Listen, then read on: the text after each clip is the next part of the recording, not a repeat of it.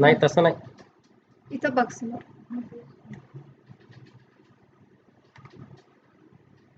मध्ये मध्ये बोलायच नाही दादा. काहीच नको सांगू आता, बस तिथे गपचूप.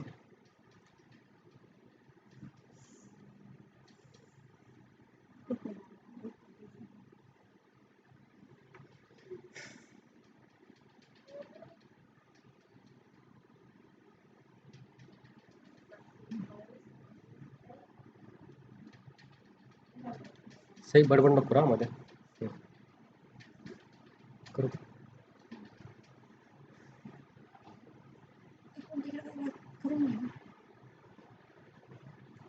त्याला पण त्यांना जॉईन करायला ना. से जॉईन करतो. सही जॉईन कर. जॉईन करा तुम्ही.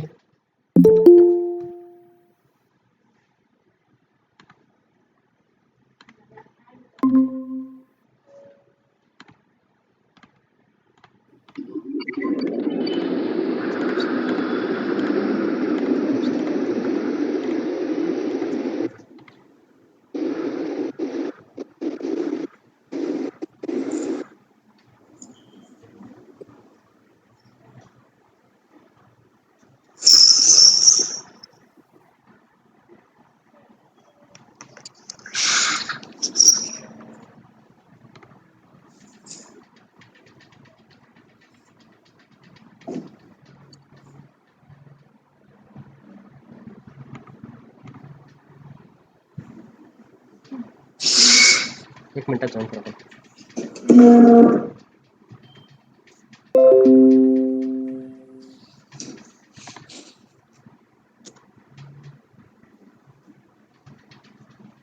आपण 1 मिनिटामध्ये जॉईन करू.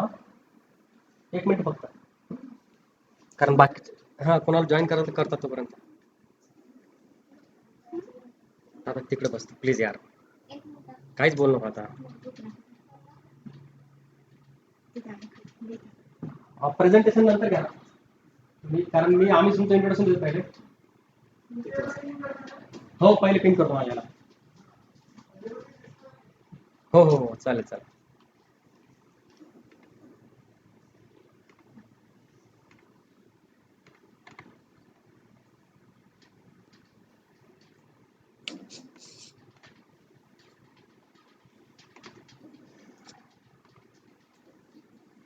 जय जिनेंद्र.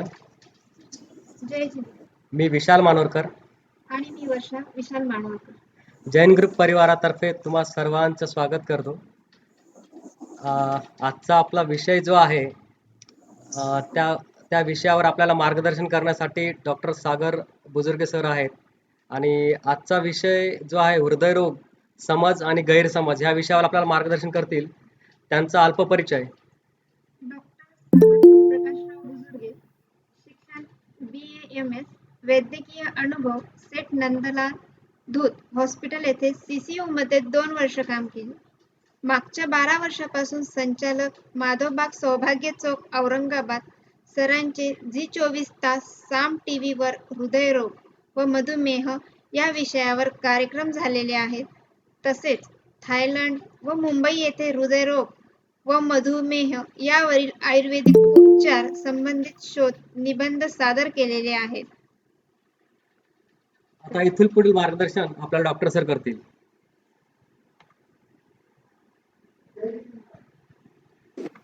जय जिनेंद्र. जय जिनेंद्र. आज आपण एक खूप महत्वाच्या विषयावरती बोलणार आहोत. ते म्हणजे हृदयरोग याच्याबद्दल असणारे समज आणि गैरसमज. तर भरपूरशा लोकांमध्ये याच्याशी रिलेटेड खूपशे प्रश्न असणार आहेत मनामध्ये. तर ह्या सगळ्यांच्या प्रश्नांचं आपण निरसन पण करणार आहोत. पण हे जे आपलं सुरुवातीचं लेक्चर आहे ते झाल्याच्या नंतर. म्हणून तुमचे जे काही प्रश्न असतील ते सगळे प्रश्न तुम्ही तुमच्या मनामध्ये ठेवा किंवा एखादा कागद पेन घेऊन त्याच्यावरती लिहून पण ठेवू शकतात. आणि जेव्हा माझं हे बोलणं आपलं प्रेझेंटेशन संपलं की त्याच्यानंतर तुम्ही ते विचारू सुद्धा शकतात. पण त्याच्या आतमध्ये आपण करत असताना असं तुम्हाला प्रेझेंट करणार आहे हृदयरोगा संदर्भामध्ये की जेणेकरून तुमच्या मनामध्ये जे काही डाऊट्स असतील ते सगळे ह्याच्यामध्येच क्लिअर अप होऊन जातील. तर हे प्रेझेंटेशन आपण सुरू करूयात आता. तर आज आपल्या सगळ्यांना माहिती आहे की जगामध्ये एक खूप मोठी साथ आली होती थोड्या दिवसांपूर्वी कोरोना नावाची. आणि ज्याच्यामुळेच आपल्याला हे गुगल मीट, झूम किंवा हे व्हिडिओ कॉन्फरन्सिंग ह्या सगळ्या गोष्टी याच्यातून आपल्याला समजल्या. तर ह्या कोरोनामुळे काय झालं होतं, तर आपल्या सगळ्यांचं जीवनच खूप जास्त विस्कळीत झालं होतं. म्हणजे आपल्याला बाहेर पण पडता येत नव्हतं, काहीच नव्हतं करता येत.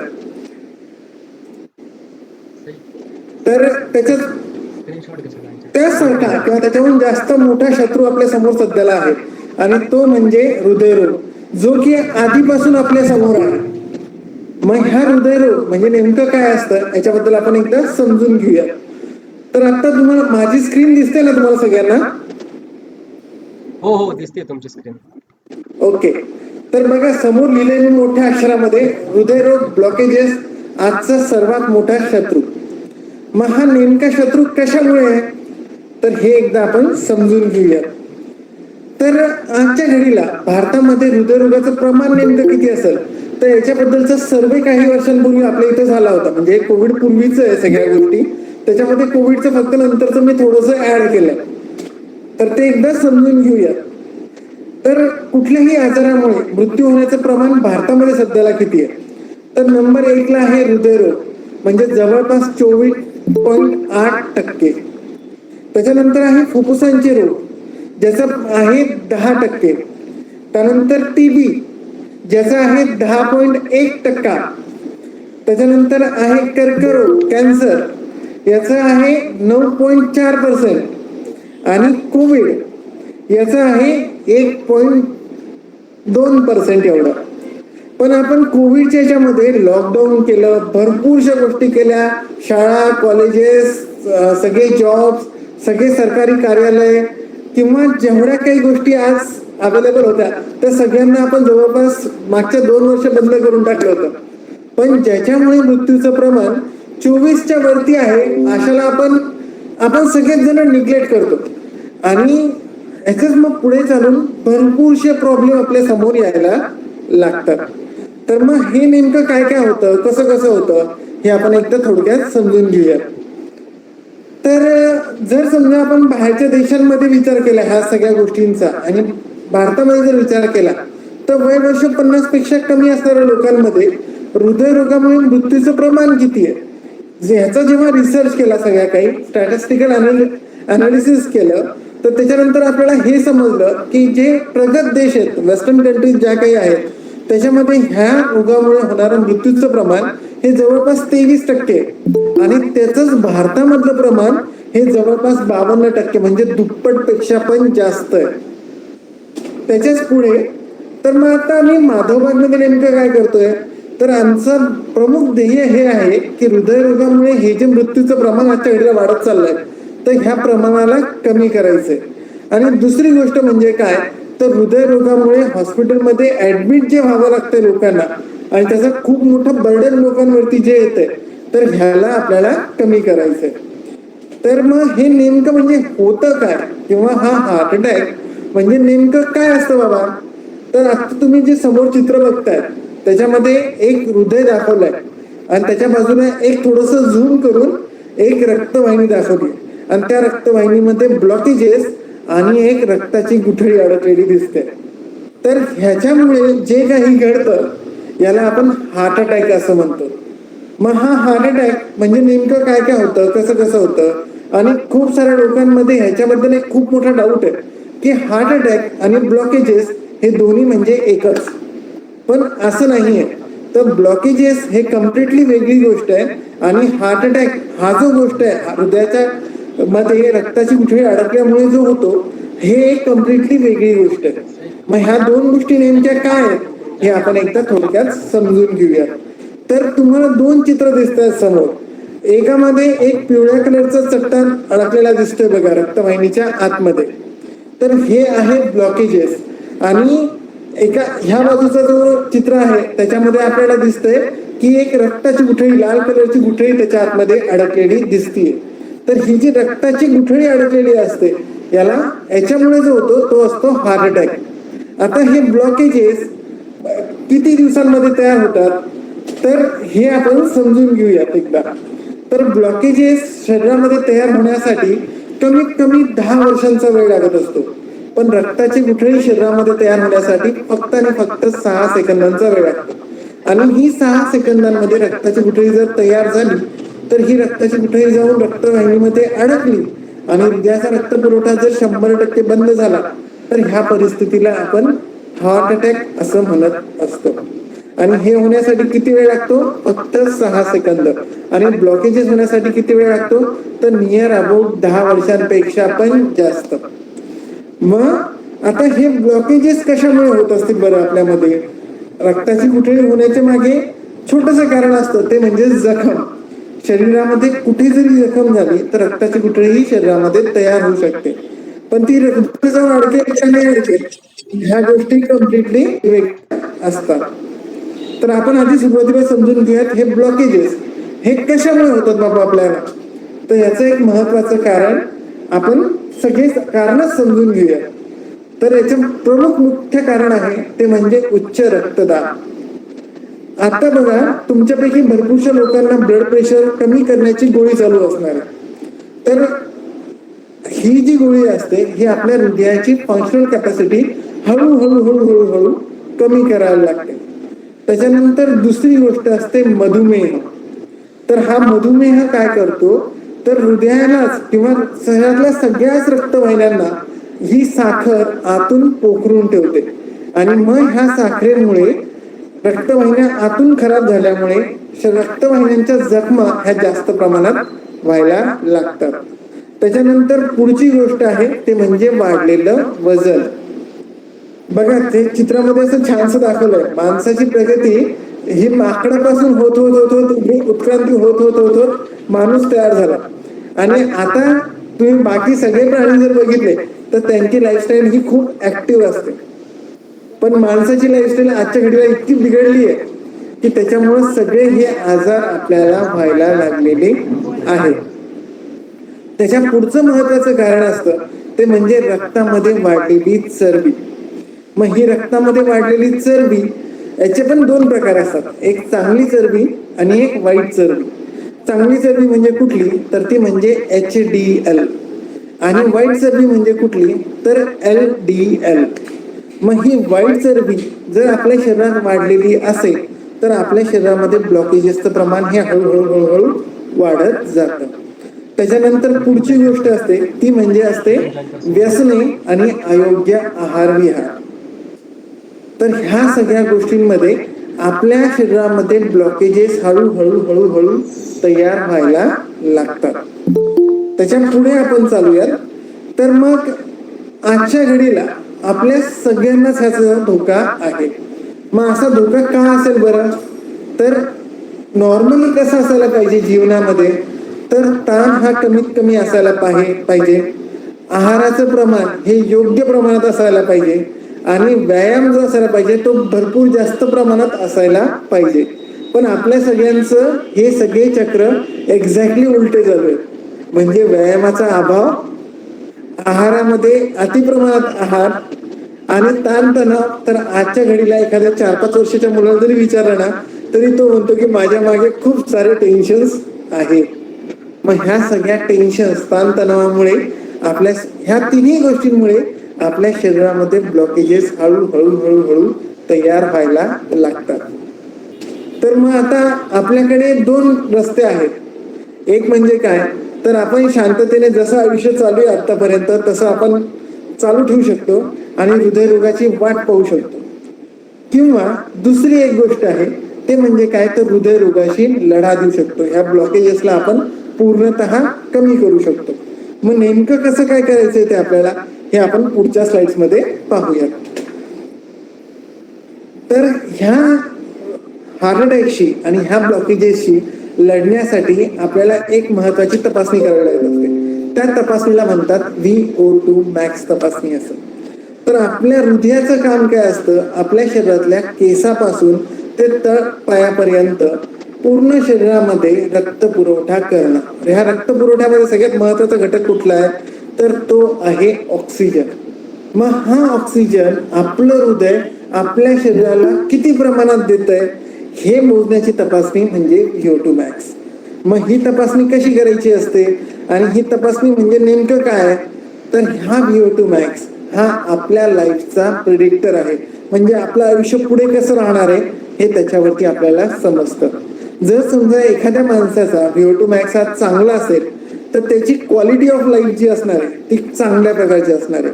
आणि जर समजा क्वालिटी ऑफ लाईफ चांगली आहे तर क्वांटिटी ही ऑटोमॅटिकली जास्त आपल्याला मिळणार आहे. म्हणजे जास्तीत जास्त वर्ष आपण ह्या आयुष्याची मजा घेऊ शकू.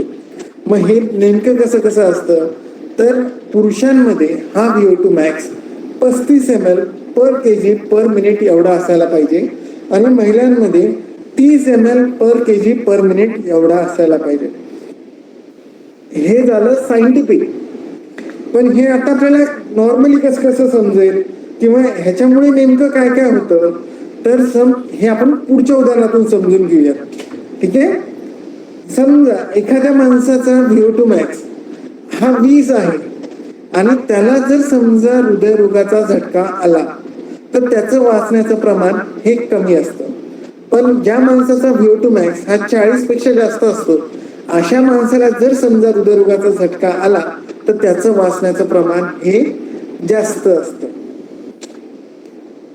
मग हा VO2 max कमी आहे का जास्त आहे हे नेमकं आपल्याला कशावरून समजेल तर समजा साधे साधे काम जसं की चालताना दम लागत नाहीये, छातीत दुखत नाहीये, जिना चढता येतोय, व्यायाम करता येतोय व्यवस्थित, पायावरती सूज नाहीये, धडधड होत नाहीये, ह्या जर सगळ्या गोष्टी होत नसतील तर आपला VO2 max हा एकदम उत्तम आहे. पण जर समजा आपल्याला याच्यापैकी कुठलंही लक्षण दिसत असेल जसं की चालताना दम लागणे, छातीमध्ये दुखणं, जिना चढताना व्यायाम करताना त्रास होणं, पायावरती सूज येणं, सारखं सारखं छातीमध्ये धडधड होणं, हे सगळे जे लक्षण आहेत हे VO2 max कमी असल्याकडे पॉइंट आउट करतात. तर मग हा VO2 max वरती नेमकं काय घडतं तर हे ब्लॉकेजेस जे आपल्या शरीरामध्ये असतात हे ब्लॉकेजेस तयार होण्यासाठी 10 ते 15 वर्षांचा वेळ लागत असतो. आणि हे ब्लॉकेजेस आजच्या घडीला प्रत्येक माणसाच्या शरीरामध्ये काही ना काही प्रमाणामध्ये आहेतच. मग ह्या ब्लॉकेजेसमध्ये जर समजा एखादी रक्ताची गुठळी येऊन अडकली जसं या चित्रामध्ये दाखवलंय बघा, एक ब्राऊन कलरचा स्पॉट त्या रक्तवाहिनीमध्ये अडकलेला दिसतोय. आणि ज्या व्यक्तीचा VO2 max हा कमी असेल अशा व्यक्तीमध्ये एक कमी गर्दी असलेलं जे दिसतंय ना चित्र तसंच तिच्या रक्तवाहिन्या ह्या कमी प्रमाणात असतात. पण जर समजा VO2 max जास्त असेल तर तेच उजव्या साईडला जसं दिसतंय की रक्तवाहिन्यांची गर्दी झालेली आहे आणि खूप चांगल्या प्रमाणात रक्त पुरवठा तिथे होताना दिसतोय. असं जर असेल तर ही रक्ताची गुठळी अडकली जरी तरी हृदयावरती कुठल्याही प्रकारचा धोका होत नाही आणि आपलं कोरोनरी रिझर्व म्हणजे हृदय रोगाशी लढण्याची ताकद आपली ही वाढलेली आपल्याला दिसते.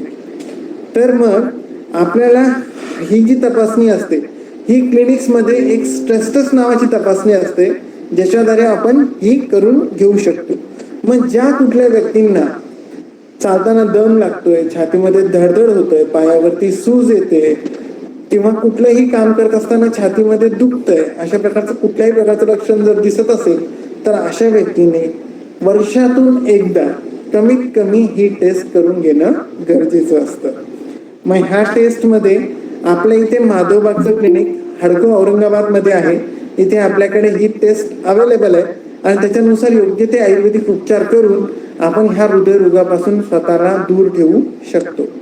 म्हणून आपल्याला ह्या हृदयरोगाचं लक्ष देणं हे खूप जास्त गरजेची गोष्ट आहे. तर आता आपण इथपर्यंत ह्या प्रेझेंटेशन मध्ये आलोय. जर समजा कोणाला याच्यामध्ये काही समजत असताना काही अडथळे वाटले असतील किंवा काही समजायला गोष्टी समजल्या नसतील तर ते त्यांचा माईक चालू करून एक एक करून आपण म्हणजे सगळ्यात आधी हात म्हणजे तुमच्या स्क्रीनवरती दाखवून तुम्ही सांगू शकता की प्रश्न विचारायचा आहे. त्याच्यानुसार अनम्यूट करून एक एक जण प्रश्न सुद्धा तुमचे सगळे विचारू शकतात जेणेकरून एक एक प्रश्नाचं मी हळूहळू उत्तर देण्याचा प्रयत्न करतो. कोणाला काही प्रश्न असतील तर विचारा.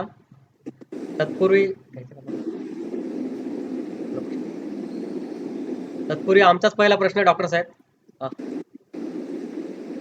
हृदयरोग म्हणजे अटॅक आलाय तर परत शकतो का? त्याचा चान्सेस असे आहेत की आपल्या शरीरामध्ये रक्तवाहिन्या जेवढ्या आहेत, म्हणजे हृदयामध्ये 4 प्रकारच्या रक्तवाहिन्या असतात, त्याच्यापैकी कुठली रक्तवाहिनीमध्ये जरी रक्ताची गुठळी अडकली तर त्याला आपण हार्ट अटॅक असं म्हणतो. आणि आपल्या शरीरामध्ये रक्त जोपर्यंत आहे तोपर्यंत आपल्याला हार्ट अटॅक हा कितीही वेळेस येऊ शकतो.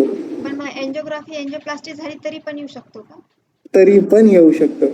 एंजिओग्राफी आणि एंजिओप्लास्टीमध्ये आपण काय करतो की रक्तवाहिनीचा थोडासा भाग, म्हणजे एंजिओग्राफी म्हणजे graphical representation of the heart, coronary arteries जे आहेत त्यांचं, आणि एंजिओप्लास्टी म्हणजे काय की जिथे कुठे ब्लॉकेज आहे त्याच्या आतमध्ये आपण एक स्टेंट टाकतो, म्हणजे स्प्रिंग सारखी गोष्ट असते ती. समजा ही रक्तवाहिनी आहे, याचं छिद्र अशा प्रकारचं असायला पाहिजे, पण हे असं ब्लॉकेजेसमुळे कमी झालंय, तर आपण काय करतो एक स्प्रिंग त्याच्या आतमध्ये टाकतो आणि याला असं मोठं करतो आणि तो स्टेंट तिथे राहून जातो. पण आपण जसं आत्ता आपण बघितलं की ब्लॉकेजेसमुळे हार्ट अटॅक येत नाही, तर रक्ताच्या गुठळीमुळे हार्ट अटॅक येतो. आणि जसं एखाद्या माणसाला जर हार्ट अटॅक आला तर त्याला हॉस्पिटलमध्ये ॲडमिट केल्यानंतर आधी एंजिओग्राफी झाली असं कधी होत नाही, तर आधी त्याला रक्त पातळ इंजेक्शन्स दिले जातात, ज्याच्याने ती जी रक्ताची गुठळी झालेली होती, अडकलेली होती, ती रक्ताची गुठळी फुटल्या जाते आणि त्याच्यानंतर आपण हळूहळू मग एंजिओग्राफी, प्लास्टिक किंवा इतर काही गोष्टी करत असतो. पण हे जरी केलेलं असलं आणि एक रक्तपातळ होण्याची गोळी चालू असते सोबत, मग एखाद्या माणसाची एंजिओप्लास्टी झाली की त्याच्यानंतर एक रक्तपातळ होण्याची गोळी आपण आयुष्यभर घ्यायला देत असतो. मग ही गोळी घेत असताना सुद्धा पुन्हा हार्ट अटॅक येण्याचे चान्सेस हे असतात. किंवा ह्याच गोष्टीला थोडंसं आणखीन चांगल्या प्रकारे समजून घेऊयात. हार्ट अटॅक आल्यानंतर 3 गोष्टी कॉमनली दिसतात आपल्याला. 3 गोष्टी कुठल्या कुठल्या? तर नंबर 1 ची गोष्ट म्हणजे काय की एखाद्या माणसाला हार्ट अटॅक आला आणि तो ऑन द स्पॉट गेला, त्याला कुठलाही वेळ मिळाला नाही. दुसरी गोष्ट, एखाद्या माणसाला हार्ट अटॅक आला त्याच्यानंतर तो दवाखान्यामध्ये गेला, डॉक्टरांना ट्रीटमेंट करण्याचा वेळ मिळाला आणि त्याच्यानंतर त्याचं आयुष्य व्यवस्थित जगतोय. तिसरी गोष्ट जी आपल्या सगळ्यांसोबत झालेली आहे की अचानक छातीमध्ये 2-5 मिनिटं दुखलं, 2-5 मिनिटं खूप म्हणजे असह्य वेदना झाल्या, घाम आला किंवा घाम येईल किंवा नाही येत, पण छातीमध्ये दुखलं, डावा हात वाटला, छाती खूप जड वाटायला लागली, पण 2-5 मिनिटांनी आपण झेंडू बाम लावलं, आयोडेक्स लावलं, गरम पाण्याने शेकलं किंवा अमकं डमकं असं काहीतरी केलं आणि त्याच्यानंतर आपण विसरून पण गेलो की आपल्याला काही झालं होतं. तर ह्या तिन्ही स्टेजेसमध्ये हार्ट अटॅकच असतो. पण ह्या हार्ट अटॅकशी लढण्याची आपली ताकद किती आहे? जसा हा जो शब्द आहे हार्ट आणि अटॅक, जसं आपल्या भारतावरती जर अटॅक झाला, समजा पाकिस्तानने अटॅक केला, तर पाकिस्तान कुठे येऊन थांबेल? जर समजा आपल्याकडे सैन्य नाहीच आहेत तर कन्याकुमारी जोपर्यंत येत नाही किंवा भारताचा पूर्ण हिस्सा जोपर्यंत स्वतःकडे घेणार नाही तोपर्यंत तो थांबणार नाही. तसंच हार्टवरती जेव्हा अटॅक होतो तेव्हा हृदयाचं काम थांबवण्याचं काम हा हार्ट अटॅक करत असतो. मग आपली लढण्याची ताकद किती आहे याच्यावर ह्या सगळ्या गोष्टी डिपेंड करतात. ज्या कुठल्या माणसाचा VO2 मॅक्स हा 40 पेक्षा जास्त असतो अशा व्यक्तीमध्ये किंवा 35 पेक्षा जास्त असतो, अशा व्यक्तीमध्ये जर हार्ट अटॅक आला तर त्याचं काही बिघडत नाही, त्याला 2-5 मिनिटं दुखतं, 2-5 मिनिटांनी दुखणं थांबून जातं. एखाद्या माणसाचा VO2 मॅक्स हा 35 पेक्षा कमी आहे पण 20 पेक्षा जास्त आहे, अशा व्यक्तीमध्ये जर हार्ट अटॅक आला तर तो दवाखान्यापर्यंत पोहोचू शकेल, डॉक्टरांना ट्रीटमेंट करायचा वेळ मिळेल. आणि ज्यांचा कोणाचा VO2 मॅक्स हा 15 पेक्षा कमी आहे अशा व्यक्तींमध्ये जर हार्ट अटॅक आला तर अशा व्यक्ती हॉस्पिटलपर्यंत पण पोहोचण्याचे चान्सेस हे खूप कमी असतात. नसतात असं कोणी म्हणू शकत नाही. ठीक आहे, हे ज्याच्या त्याच्या थोड्याशा गोष्टी वेगवेगळ्या असतात. तर आय होप सो की तुमच्या प्रश्नाचं उत्तर मिळालं असेल. हार्ट अटॅक हा येऊ शकतो पुन्हा परत, त्यासाठी आपण आपल्या हृदयाची ह्या हार्ट अटॅकशी लढण्याची ताकद वाढवून ठेवणं हे जास्त महत्वाचं आहे. ठीक आहे, पुढचा प्रश्न कोणाला विचारायचा आहे? सर्व ते तुम्हाला विचारायचं तर अनम्यूट करा. हॅलो. हा डॉक्टर नमस्कार. हा नमस्कार, बोला. धन्यवाद डॉक्टर, तुम्ही वेळ काढून आम्हाला सल्ला देण्यासाठी आलात. माझा एक प्रश्न असा होता की मागं 1 वर्षापूर्वी माझ्या लेफ्ट साईडला पेन व्हायचा. ओके. आणि ब्लड प्रेशर वगैरे नॉर्मल होतं, पण मग मला डॉक्टरने सजेस्ट केल्यामुळे मी ईसीजी काढला. ईसीजी पण नॉर्मल होता. Very good. मग डॉक्टरांनी सांगितलं की काय नाही, काय ऍसिडिटी वगैरे असेल. मग मी ते इग्नोर केलं. पण मला ओके. परत परत असं झालं, म्हणजे दर 2-3 महिन्यांनी व्हायचं असं. ओके. मग नंतर मी म्हणजे माझी डॉक्टर फ्रेंडच आहे, तिने सांगितलं की तुझा डाऊट म्हणून तू एकदा ट्रेडमिल टेस्ट आणि 2D इको करून घे. ओके, बरोबर सांगितलं. आणि इथं पिंपरी चिंचवड मधले जे डॉक्टर आहेत, म्हणजे फार नावाजले डॉक्टर आहेत उपाध्याय, मी त्यांच्याकडे हे दोन्ही टेस्ट केल्या. टेस्ट करण्यापूर्वी त्यांनी मला हेच विचारलं की तुम्हाला चालताना दम लागतो का, काय त्रास होतो का. मला त्यापैकी काहीच होत नव्हतं. आणि त्या दोन्ही टेस्ट पण माझ्या एकदम नॉर्मल आल्या, काही प्रॉब्लेम नाही आला त्याच्यामध्ये. Very good. पण तरी सुद्धा मला मधून असं वाटतं की माझ्या डाव्या साईडला दुखतंय वगैरे, आणि मी म्हणजे माझ्या डोक्यात ते विचार फिरतात की काय हा अटॅकचा वगैरे प्रकार असू शकतो का वगैरे असं. बर बर. देऊ उत्तर का आणखी प्रश्न बाकी आहे? नाही, झालं सर, झालं. ओके. तर एक छोटस उदाहरण घेऊयात आपण, त्याच्यातून खूप चांगल्या प्रकारे ही गोष्ट समजू शकेल. ओके. लहान मुलांचं उदाहरण घेऊयात आपण. समजा शाळेत जात असताना आपलंच घेऊयात, किंवा जेव्हा आपली शाळेची परीक्षा होणार आहे हे आपल्याला माहिती आहे, आणि ह्या परीक्षेचा माझा अभ्यास जर पूर्ण झालेला असेल तर मला त्या परीक्षेची भीती वाटेल का? नाही वाटणार. बरोबर आहे. आणि हीच गोष्ट जर उलटी केली तर, म्हणजे परीक्षेची डेट माहिती आहे पण माझा काही अभ्यास झालेला नाहीये, अशा कंडिशन मध्ये मला त्या परीक्षेची भीती वाटेल की नाही? आहे का नाही? आता अभ्यास झालेला आहे का नाही झालेला आहे हे ज्याचं त्याला माहिती असतं, ते कोणी कोणाला सांगायची गरज पडत नाही.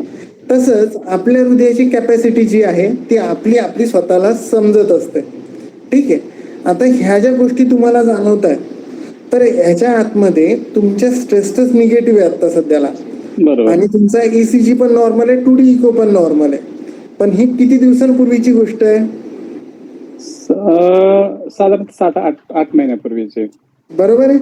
तर मग पुन्हा एकदा तुम्ही तुमची स्ट्रेस टेस्ट परत एकदा करून घ्या, म्हणजे जेणेकरून आपल्याला एक्झॅक्टली समजेल की आजची कंडिशन काय.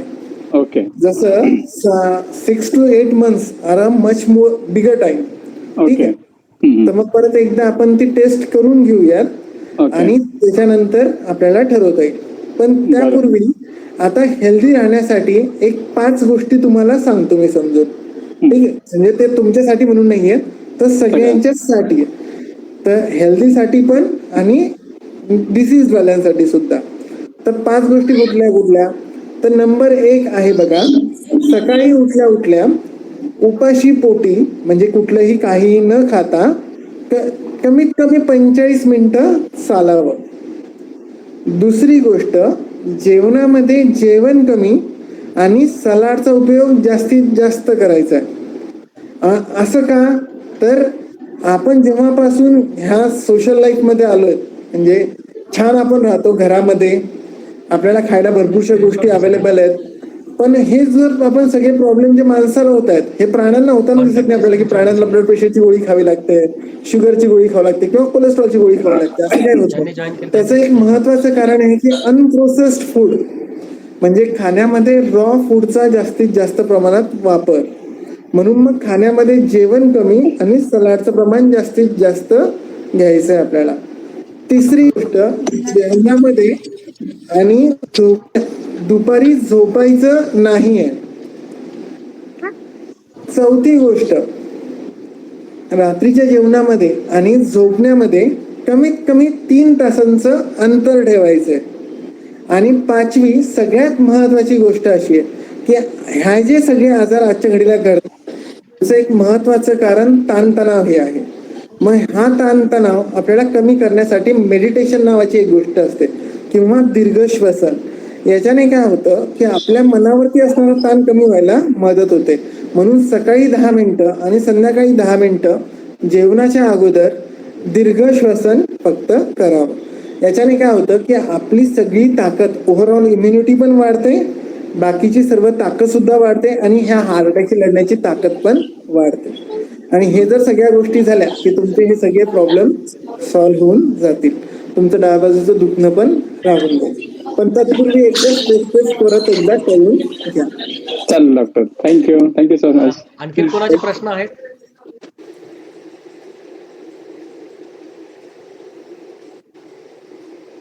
प्रश्न विचारायचा आणखीन कोणाला?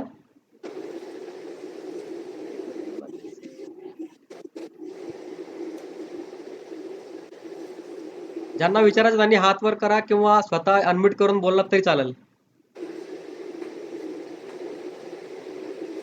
सतीश काका, हा अनम्यूट करा काका तुम्ही तुम्हाला स्वतःला.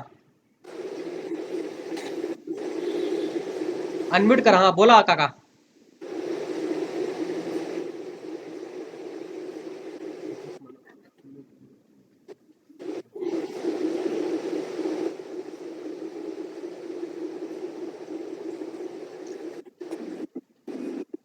जय जिनेंद्र डॉक्टर. जय जिनेंद्र. माझा एक प्रश्न होता, हायपर ऍसिडिटी हे पण एक हृदयरोगाचे लक्षण असू शकतं का? नाही, म्हणजे त्याचं होतं कसं हायपर ऍसिडिटी किंवा भरपूर वेळेस लोकांना हे म्हणणं असतं की छातीमध्ये दुखलं तर हे ऍसिडिटीमुळे दुखलं का हृदयरोगामुळे दुखलं, हे खूप मोठा एक प्रश्न असतो सगळ्यांच्याच मनात असतो की यार ऍसिडिटीमुळे छातीत दुखतंय का, मग खरंच हार्टचा काही ट्रबल झालाय म्हणून. तर मग त्याच्यामध्ये थोडासा फरक सांगतो समजून. जर समजा आपल्याला चालताना कुठल्याही प्रकारचा त्रास होत नसेल, बसल्या ठिकाणी आपल्याला त्रास होत असेल तर हा ऍसिडिटीशी रिलेटेड असू शकतो. पण हृदयरोगाचा त्रास जो असतो हा चालल्यानंतर वाढतो. म्हणजे जर समजा एखादा माणूस बसलेला आहे तेव्हा त्याला छातीमध्ये दुखतंय आणि तो चालायला लागला, त्याच्यानंतर त्याचं दुखणं जर वाढायला लागलं तर हे दुखणं हृदयरोगाशी रिलेटेड आहे. ऍसिडिटीमुळे जे होणारा त्रास असतो याच्या मागे एक महत्वाचं कारण हे असतं की आपल्या जेवणाच्या वेळा आणि ते खाल्लेलं अन्न व्यवस्थित न पचणं. मग आता जर समजा हे खाल्लेलं अन्न व्यवस्थित नाही पचलं तर मग ऍसिडचं प्रमाण वाढवलं जातं, जेणेकरून ते जे अन्न पोटामध्ये आहे ते पचल्या जाईल, म्हणून हायपर ऍसिडिटी होत असते. आणि मानसिक ताणतणाव ह्याच्यामुळे सुद्धा झोपेचं प्रमाण कमी झाल्यामुळे ऍसिडिटी वाढलेली दिसते. पण ऍसिडिटीमुळे हृदयरोगाचं असं होताना दिसत नाही. Okay, thank you. थँक्यू. प्रश्न कोणाला विचारायचा? हा श्याम मामा बोला. मामा अनम्यूट करा स्वतःला.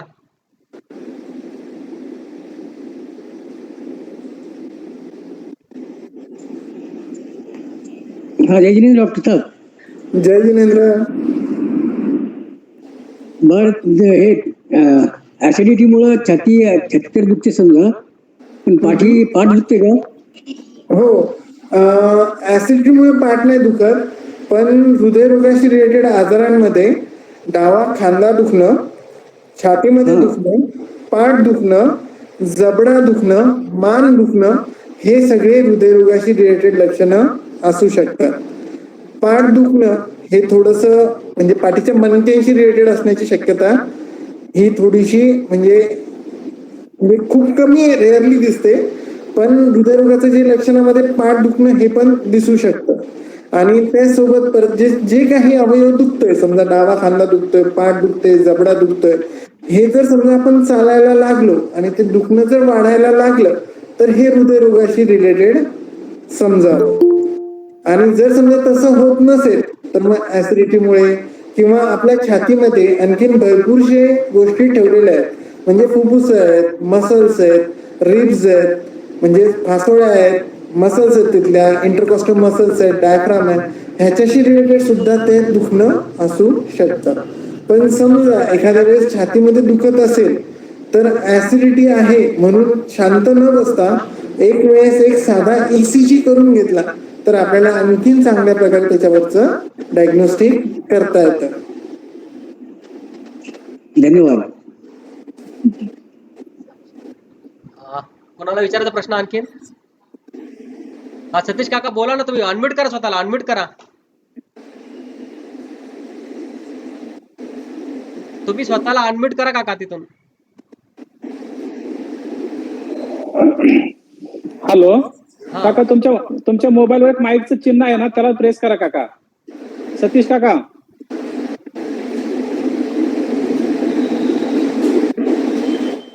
हॅलो.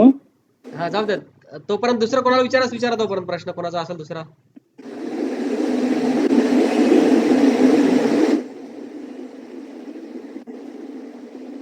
अनम्यूट करता येत नाहीये.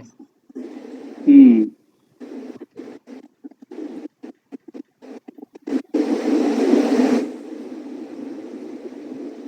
हा, आणखीन कोणाला विचारायचं काही?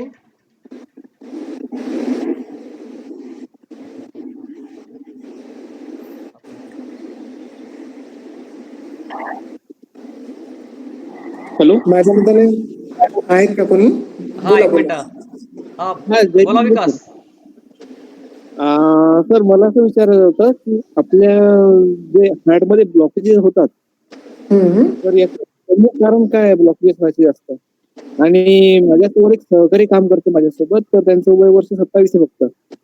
तर त्यांचं तुमचा आवाज एकदम क्लिअर नाही येते मला. हा, विकास जरा हा येतो. मोठ्याने बोला. हा हो, आता येतोय का आवाज? हा, येतोय बोला. हा, म्हटलं मला हे विचारायचं होतं की आपल्या ज्या हार्टमध्ये ब्लॉकेजेस होतात तर त्याचं कारण नेमकं काय आहे? आणि माझ्यासोबत जे सहकारी माझे जे काम करतात त्यांचं वय वर्ष 27 आहे, 27 ते 28 दरम्यान आहे. तर त्यांचं होतं, तर त्यांनी मागे त्यांचं चेकअप वगैरे केलं तर त्यांना ब्लॉकेज सांगितले होते. ओके. आपण ऑपरेट करू शकत नाही, काही दिवस थांबा म्हणून बसून त्याची ट्रीटमेंट करत नाही. का बरं असं होत आहे ब्लॉकेजेस वगैरे हार्टमध्ये? त्याचं कारण काय नेमकं? बर. तर ब्लॉकेज जे असतं सगळ्यात महत्वाचं कारण जे असतं ते असतं अयोग्य आहार विहार. आहार म्हणजे काय? खाण्यामध्ये असणाऱ्या गोष्टी, आणि विहार म्हणजे काय? तर व्यायामाचा अभाव. आता म्हणजे जर समजा आपण जे वयाने मोठे लोक आहेत ज्यांचं आज वय वर्ष 50-60 असं आहे, अशा लोकांना आपण कम्पेअर केलं आणि त्यांना जर विचारलं की बाबा तुम्ही तुमच्या शरीरा म्हणजे तुमचं सायकल्स किती वर्षापर्यंत चालवली किंवा फिजिकल जे काही त्यांचं एक्झर्शन होत होतं त्याचं जर वय विचारलं तर हे नियर अबाउट 30-35 वर्षापर्यंत अशा लोकांनी सायकल चालवली आहे किंवा खूप सारे श्रम त्यांनी केलेले आहेत. पण तेच जर समजा आता आपली पिढी जर समजा विचार केला आपण ज्यांचं वय वर्ष 30 ते 40च्या मधात आहे, अशा लोकांनी समजा 20 वर्षापर्यंत सायकल वगैरे चालवली आहे. पण याच्यानंतरची जी पिढी आहे म्हणजे ज्यांचं वय वर्ष आता सध्याला 20 ते 30च्या मधात आहे, अशा लोकांनी सायकल चालवणं किंवा मैदानावरचे खेळ खेळणं याचं प्रमाण हे खूप कमी होताना दिसतंय. मग याच्यामुळे काय होतंय की शरीरामध्ये जी असणारी एक्सेस चरबी आहे ही जी आधी फिजिकल एक्झर्शनने वापरल्या जायची ही वापरल्या जात नाहीये. आणि मग ही साचलेली चरबी जर समजा हृदयाच्या रक्तवाहिन्यांमध्ये अडकली तर त्याला आपण ब्लॉकेजेस असं म्हणतो. एक थोडीशी वाईट गोष्ट सांगतो आणखी याच्या पुढची, की आपल्या इथे पोस्टमॉर्टम एवढं चांगल्या प्रकारचं होत नाही, पण अमेरिकेमध्ये एक 5-6 वर्षांच्या मुलांना घेऊन जाणाऱ्या